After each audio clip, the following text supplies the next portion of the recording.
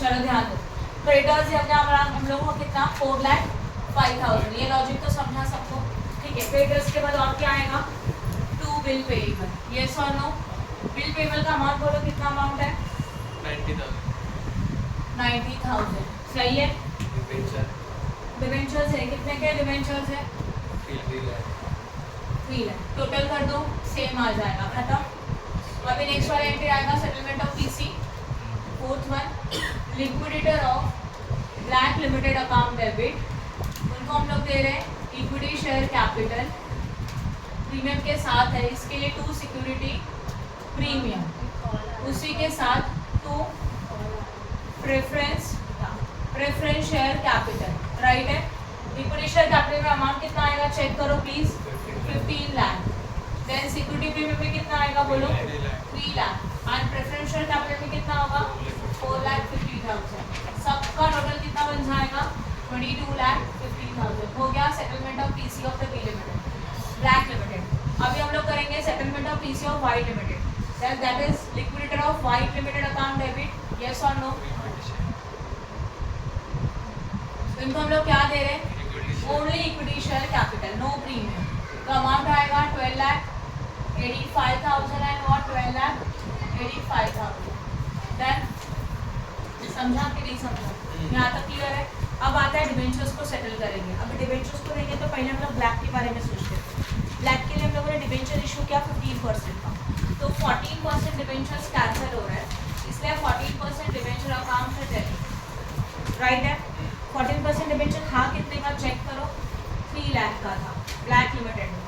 उनको हम लोगों ने 15% डिबेंचर्स दे दिया, 3,000 डिबेंचर ऑफ ₹100 ईच, तो ये भी कितना बनेगा 3 lakh.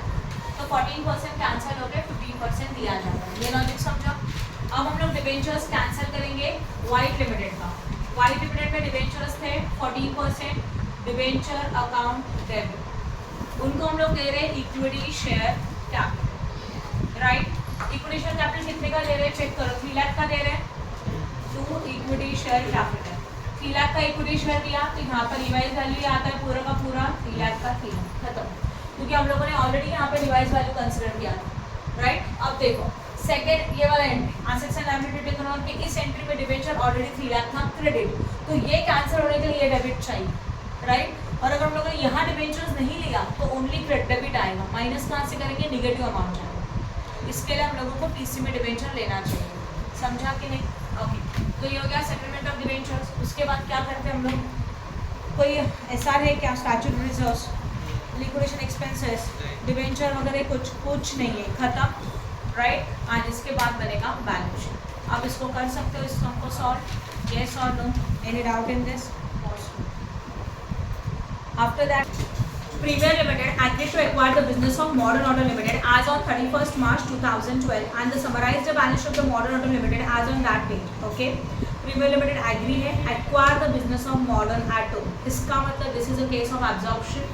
Premier Limited is a new company जिन्होंने Modern Auto Limited का business acquire किया, तो Modern Auto Limited is a vendor firm. Okay, and the summarized balance sheet of the Modern Auto Limited as on that date is given below. Liabilities rupees and assets rupees is already given. Share capital 6,000 equity share of 10 each fully paid up. General reserves देके रखा है. P&L 6% debenture, creditor, goodwill, building, machinery, stock, then book debt. Book debt का मतलब होता है debtors in UTI bank account. The consideration payable by Premier Limited was agreed as follows. तो consideration का मतलब होता है PC. Cash payment equal to 2.50 per share in the Modern Auto. Modern Auto के एक शेयर के लिए 2.50 का कैश दिया जाएगा। मॉडर्न ऑटो में नंबर ऑफ शेयर है 6,000, तो 6,000 into 2.50, right. 6,000 into 2.50 is a cash given as a PC. PC में हम लोग का कैश का अमाउंट इतना आएगा 6,000 into 2.50 and issued 9,000 equity share of 10 each of the Premier Limited having an aggregate value of 15 per share. So this is also the part of PC. New company मतलब premiere limited modern auto को number of shares दे रही है 9,000, जिसके एक share का value 10 है और वो दिया जा रहा है प्रीमियम में। अभी देखो मैं पीसी ओरली एक्सप्लेन करूँ, आप पीसी कैसे बनाओगे। पहले आप हेडिंग लिखेंगे कैलकुलेशन ऑफ परचेज कंसिडरेशन, उसमें लिखा जाएगा पीसी कैलकुलेट किया जा रहा है नेट पेमेंट मेथड में, particulars amount and amount, right. Now equity share of modern auto limited, इनको क्या क्या दिया जाएगा, equity shares in premier limited, number of share आएगा, नॉमिनल वैल्यू आएगा 9000 इंटू 10, प्रीमियम आएगा 9000 इंटू 5, सही है, समझा। एंड कैश में आएगा 6000 इंटू 2.5, ये टोटल करके मिल गया पीसी। पीसी का मेथड नेट पेमेंट मेथड था, तो यहाँ पे हम लोगों को ये कैलकुलेट करने का जरूरत नहीं है, PC discharge, right. Now issue of such amount of fully paid up 8% debenture of Premier Limited at a 96 each as a sufficient discharge of 6% debenture and Modern Auto Limited at 20% premium। देखो premiere limited के लिए वो amount 96 each है, मतलब premiere limited के लिए debentures discount में है, बट मॉडर्न ऑटो लिमिटेड के लिए क्या है, प्रीमियम में है, राइट ना। ओके, अब सबसे पहले इसको मैं एक बाद में एक्सप्लेन करूँगी, इसको थोड़ा साइड में रखूँ। नाउ सी वाला पॉइंट है, सी वाला हो गया। While computing the PC, Premier Limited valued the building and machinery 60,000, stock 14,200, and booked up 5% in the provision for discount. Cost of liquidation of Modern Auto was 500. तो cost of liquidation Modern Auto ने paid किया 500 का, ये तो normal है, yes or no। और ये assets and liability का revised value। पीछे जाओ please. Necessary ledger account in the books of Modern Auto, आप ledger easily बना सकते हैं, आप PC भी तो बना सकते हो ना। पहले पीसी कैलकुलेट करेंगे, बाद में लेजर प्रिपेयर करेंगे old form and journalise the transaction in the books of the premier limited. तो premier limited is a new form में जब एंट्री आएगा तो पहला एंट्री आता है business purchase account debit to liquidator of the modern auto limited, PC का amount आएगा। दूसरा एंट्री आएगा assets and liability taken over, उसमें आता है रिवाइज वैल्यू। बाकी सबका रिवाइज वैल्यू आप कंसिडर कर सकते हैं, मैं आपको रिवाइज वैल्यू दिखा रही हूँ debentures. Okay, modern auto limited old form है। मॉडर्न ऑटो लिमिटेड में डिबेंचर्स कितना था प्लीज चेक करो, 6% डिबेंचर्स है कि नहीं है। मॉडर्न ऑटो लिमिटेड में डिबेंचर्स है 6%, तो यहाँ पे लिखेंगे हम लोग, this is the question number 15, premier and modern auto वाला सम है, ड्यू बुक का पेज नंबर 151। नाउ प्लीज ध्यान, मॉडर्न ऑटो लिमिटेड इसमें हमारा डिबेंचर्स है 6% डिबेंचर, और वो कितना था, 6% डिबेंचर्स था हमारा 10,000। इनको जब हम लोग डिबेंचर इशू करेंगे तो उनके लिए प्रीमियम है, वो भी 20% वाला।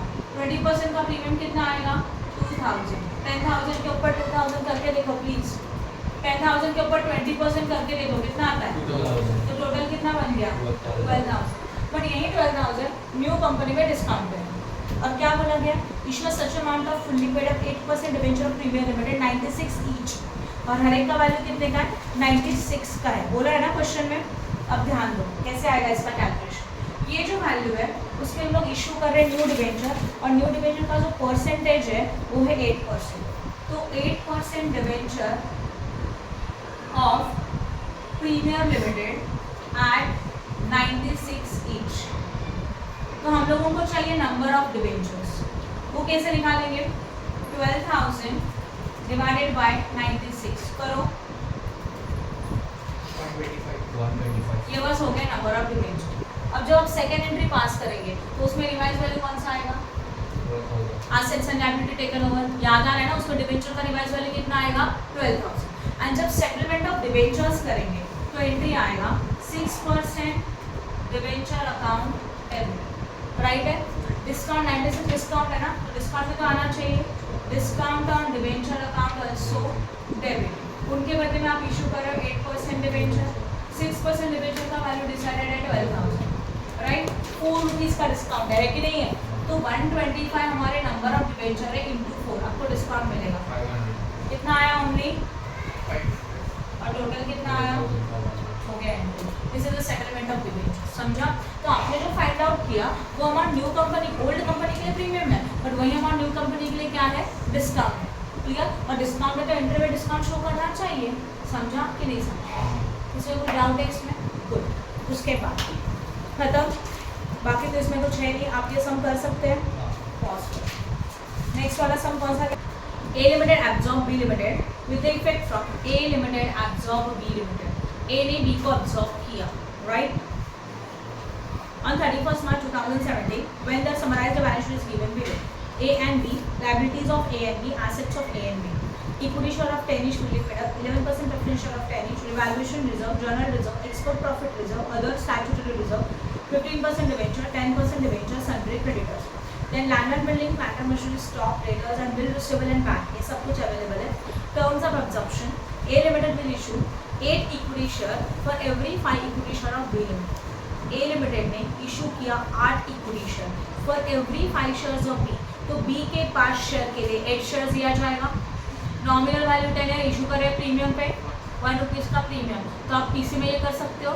Equity share of B limited, old form में बी लिमिटेड, इनको दिया जा रहा है equity share of A limited. Ratio आएगा 5:8, 5 के लिए 8 शेयर, तो अपने नंबर ऑफ शेयर्स के लिए कितना, 1 लाख के लिए कितना, राइट है। वो जो भी नंबर ऑफ शेयर आएगा, that number of share into 10 you got nominal value and that number of share into 1 you got premium, हो गया टोटल। उसके बाद 11% preferential of B limited will issue equal number of preferential in A limited of 100 each of 105, मतलब old company के इक्विट preference shares को हम लोग preference shares दे रहे न्यू कंपनी का, येस और नो। बट जब दे रहे तो प्रीमियम कितने रुपीज़ का है, 5 रुपीज़ का प्रीमियम है, तो नंबर ऑफ शेयर तो सेम रहेगा, तो नॉमिनल वैल्यू के लिए number of share into 100 and number of share into 5 you got premium, कर सकते हो। बन गया पीसी, राइट है, टोटल कर दो कि पीसी का अमाउंट हो जाएगा। A limited agreed to take over the debenture of B limited at a book value. Subsequently, after absorption, 10% debenture of B limited were discharged A limited, issuing us such a number of 15% debenture, 100 each, so as to maintain the same amount of interest.